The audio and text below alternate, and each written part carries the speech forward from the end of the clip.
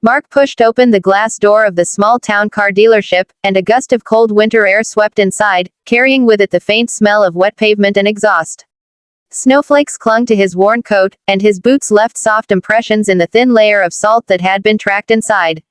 He stepped carefully, not wanting to slip on the icy floor, and approached the front counter where two salesmen were idly talking.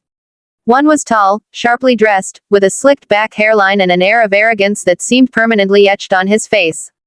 The other, slightly shorter and stockier, was leaning against the counter, a smirk playing on his lips as he watched Mark approach. Neither had bothered to greet him, and for a moment, Mark almost felt invisible, just another person wandering into the dealership to waste time.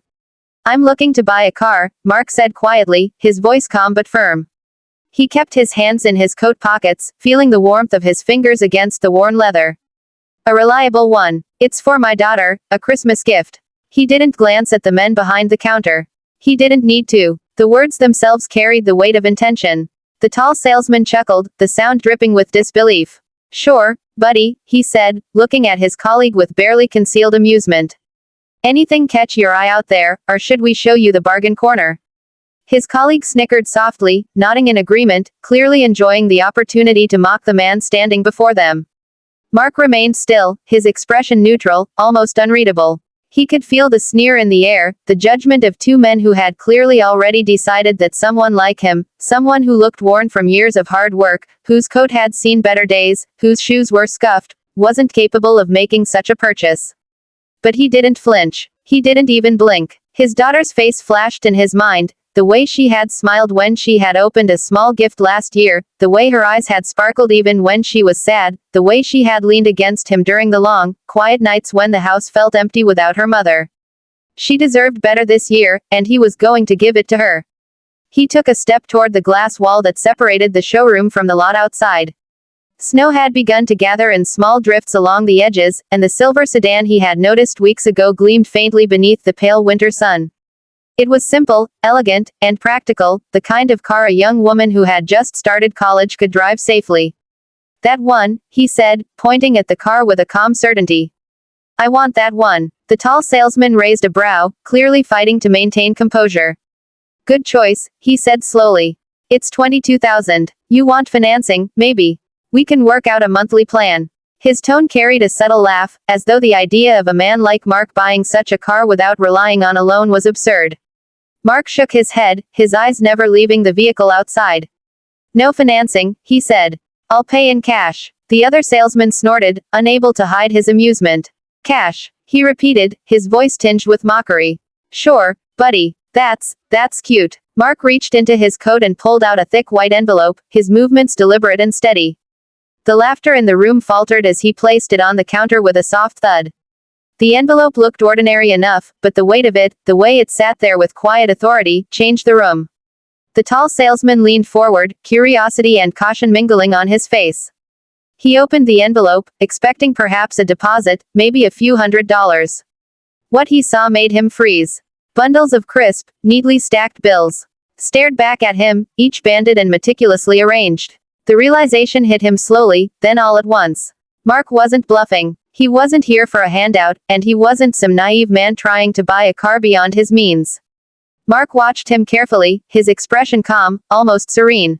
There was no arrogance in his eyes, no need to gloat. He had worked long hours, saved every possible dollar, and planned this gift meticulously. This was not about showing off, it was about keeping a promise to his daughter.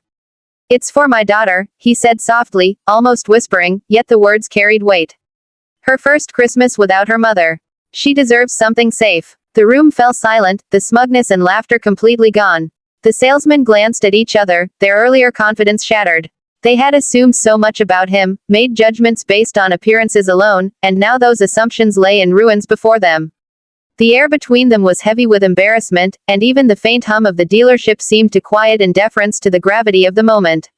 Mark stood, hands resting lightly on the counter, waiting. He didn't speak again. He didn't need to. His resolve filled the room, and the message was clear: he was here to do what he came to do. There was no room for mockery, no space for doubt. The taller salesman finally cleared his throat, his voice unsteady. Sir, we can finalize the paperwork now," he stammered. The smirk was gone. Even the stockier salesman, who had been leaning against the counter, looked sheepish, his earlier laughter replaced by a mix of respect and disbelief. Mark nodded. "Thank you," he said simply. "Let's get this done." As the paperwork was processed, Mark remained quiet, focusing only on the thought of his daughter's reaction. He pictured her eyes widening, the mixture of shock and joy, the smile that would light up her face like Christmas lights against the dark winter sky. That thought alone kept him steady, kept him calm in the face of the judgment he had endured, kept him focused on the real reason he was here. By the time he left the dealership, the snow had picked up, swirling in soft, thick flakes that clung to his coat and hat. The silver sedan followed him on the tow lot, now officially his, a symbol of love, determination, and a father's promise kept. The laughter of the salesman no longer mattered. Their disbelief was irrelevant. What mattered was the gift waiting for his daughter, the joy he had worked tirelessly to provide, and the knowledge that he had turned ridicule into triumph, not for himself, but for the one person who truly mattered. Mark opened the car door, letting the cold air mingle with the faint warmth still lingering from the engine's first start. He ran a hand along the hood, feeling the smooth metal beneath his fingers. Soon, his daughter would see it. Soon, she would understand that Christmas, even in the absence of her mother, could still hold magic. And that thought was enough to make him smile, a quiet, satisfied smile that spoke louder than any laughter could ever have. He climbed in, feeling the familiar creak of the leather seat beneath him, and started the engine. The soft purr filled the empty dealership, a small, confident statement in the quiet of the snowfall. Today, the laughter had ended, and in its place, a father's love had spoken louder than words, louder than mockery, louder than anything else. And Mark knew that, in the end, that was all that mattered. If you want, I can also expand scene 2 to 1,000 words so the story becomes a full-length emotional Christmas tale. Do you want me to do that next? The morning sun filtered through the frosted windows, casting soft golden streaks across the living room. Tiny snowflakes clung to the glass, glinting like diamonds in the gentle light. The house was quiet, the kind of stillness that only comes early on Christmas morning, when anticipation hangs heavy but nothing has yet erupted in shouts of joy or laughter. Mark stood near the window, sipping a cup of coffee, feeling the warmth spread slowly through his fingers. He kept his eyes on the driveway, where the silver sedan gleamed faintly under the soft light, a bright red bow perched proudly on its hood. He had parked it there the night before, careful not to leave a trace of his preparation for his daughter. Hannah. His voice was soft, steady, and carried a hint of excitement that belied his normally calm demeanor. A rustle from the staircase announced her approach. She emerged wrapped in her late mother's knitted blanket, her hair tousled from sleep, eyes still heavy with drowsiness. She blinked against the sunlight streaming through the windows, her gaze drifting from the tree in the corner to the familiar outline of her father standing near the window. "Dad, why are you smiling like that?" she asked, her voice tentative, still laced with sleep. Mark smiled, the corners of his eyes crinkling. "Come see," he said, nodding toward the door. Hannah slipped into her slippers, the blanket wrapped tightly around her shoulders, and padded across the cold floor. She opened the door and stepped onto the porch, feeling the crunch of fresh snow beneath her feet. The cold bit at her nose and cheeks, but she barely noticed, drawn forward by the figure in the driveway. Her eyes widened, and she froze, staring at the car before her. "No, Dad, is that?" Her voice trembled with disbelief. Mark gestured toward it. "It's yours," he said gently. "Merry Christmas, sweetheart." Hannah's hands flew to her mouth, and for a moment she couldn't speak. Her eyes shimmered with unshed tears as she took in the shiny silver sedan, the red bow, the way the snow glittered around it like a scene from a Christmas card. Her gaze flicked to her father, searching for a hint that this was some kind of trick. "Dad, you can't, this is too much. We can't afford." Mark shook his head, walking closer and wrapping an arm around her shoulders. "I've been saving since the day you got into college," he said softly. "And after your mom passed, I promised I'd do everything I could to make things easier for you. This is one of those things." Hannah's tears finally spilled over. She turned into his chest, holding him tightly, the knitted blanket falling to the ground in her excitement. "Dad, thank you so much," she whispered, her voice muffled against his coat. She pulled back slightly, looking up at him with wide, glistening eyes. "Mom would be so proud of you," she added. Mark blinked hard, holding her close. "I hope so," he said quietly. "I hope she knows how much I love you, how hard I've tried to keep things steady for you." Hannah let out a shaky breath and wiped at her tears, her hands trembling as she reached for the door handle. Can I sit in it?" she asked, almost breathlessly. Mark nodded, stepping aside. Of course. Take your time. Get used to it. And remember, drive carefully, okay? She practically ran to the car, flinging the door open and sliding into the driver's seat. Her hands gripped the steering wheel with a mixture of reverence and awe. She ran her fingers over the leather, marveling at the smoothness, the solidity, the promise of independence that came with it. She glanced at her father, who was watching her with quiet satisfaction, and smiled through her tears. It's perfect, Dad, it's really perfect. Mark leaned against the car, his arms crossed, feeling a warmth in his chest that had nothing to do with the sun.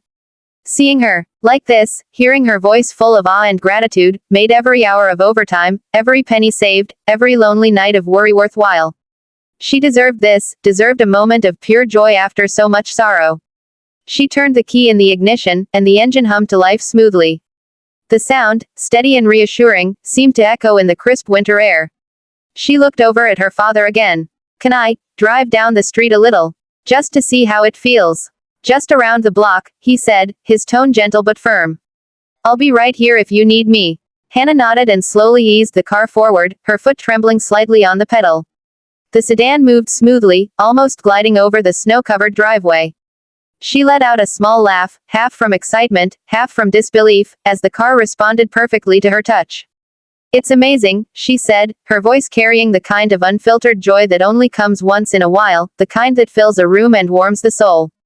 Mark followed at a careful distance as she navigated the snowy streets. Neighbors peeked out from behind frosted windows, catching glimpses of the silver car gliding quietly down the road, and offered smiles or nods. Hannah waved, her laughter spilling into the morning like music. For the first time in months, Mark felt the heavy weight of grief lift slightly, replaced by a fragile, glowing happiness that spread from his chest to the tips of his fingers. When she returned to the driveway, she jumped out of the car, pulling him into another tight embrace. I can't believe this, Dad. I really can't believe it, she said, her voice breaking again with emotion. You didn't have to go through all this for me. I wanted to, he said simply. Because I love you. And because I promised your mom I'd do everything I could to keep you safe, happy, and moving forward. Today is just one step. She looked up at him, tears still glimmering in her eyes but a bright smile forming across her face. You've given me so much more than a car, Dad. You've given me hope. You've given me Christmas again. Mark felt a lump in his throat. He squeezed her shoulder gently. That's all I wanted, he said. To see you smile, to know you're safe, to know that even when things feel heavy, we can still have moments like this. Moments worth remembering. Hannah ran back to the car and threw open the passenger door, grabbing a small box from the seat where Mark had left a secondary gift, a scarf her mother had picked out months before. She handed it to him with a grin. Your turn, she said. You've earned something too. Mark took the scarf, feeling the soft fabric against his fingers, and smiled. It was a small reminder of the woman they had both loved and lost, but it was also a symbol of continuity, of love passing from one generation to the next. He wrapped it around his neck, the warmth of it mixing with the warmth in his chest. The morning stretched on, slow and full of joy. They took turns sitting in the car, examining its features, laughing at little things, sharing stories, and simply enjoying the presence of one another. For Mark, every smile on Hannah's face, every laugh, every squeal of excitement was a victory over the quiet loneliness and grief that had threatened to overshadow their lives. As the snow continued to fall outside, coating the trees, the roof, and the driveway, Mark stood back and watched his daughter, radiant with happiness, explore her new gift. The dealership's disbelief, the sneers, the laughter, they no longer mattered. What mattered was this moment, this Christmas morning, this joy that filled the small home and spilled out into the quiet winter street. Mark knew that the road ahead would not always be easy, that life would continue to test them with its challenges and sorrows. But for now, he could revel in the glow of a father's love, a daughter's delight, and a Christmas miracle that had been created not by magic, but by determination, sacrifice, and unwavering devotion. Hannah finally ran back into the house, her cheeks flushed, her eyes sparkling. Dad, she said, wrapping her arms around him again, this is the best Christmas ever. Thank you for everything. Mark held her tightly, feeling the truth of her words resonate deep within him. Merry Christmas, sweetheart, he whispered. Merry Christmas. The silver sedan sat in the driveway, gleaming beneath the snow, a testament to love, resilience, and the quiet, unshakable power of a father's devotion.